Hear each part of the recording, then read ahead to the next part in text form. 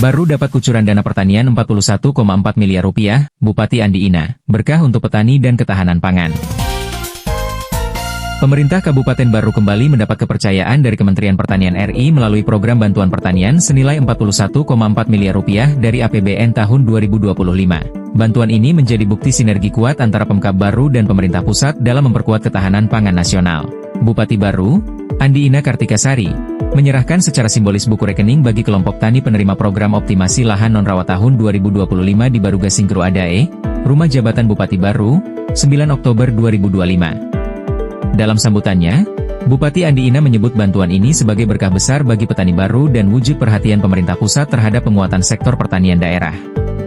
Ia mengingatkan agar bantuan digunakan tepat sasaran, transparan, dan sesuai ketentuan, sebab pelaksanaannya diawasi langsung oleh aparat penegak hukum dan didampingi dinas teknis. Program Oplah Non-Rawa 2025 ini menyalurkan 8,9 miliar rupiah untuk 82 kelompok tani dan 32 miliar rupiah bagi 11 brigade pangan, dengan total lahan optimalisasi mencapai 1.443 hektare di 7 kecamatan.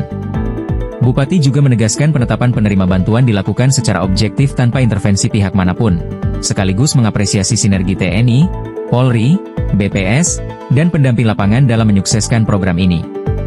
Sementara itu, Ketua Kelompok Tani Setia Kawan II, Haris, menyampaikan terima kasih atas perhatian pemerintah. Ia berharap program ini berlanjut agar produktivitas petani baru terus meningkat dan kesejahteraan masyarakat makin membaik. Dari Barugasingkru Adae, Iga Radio mengabarkan.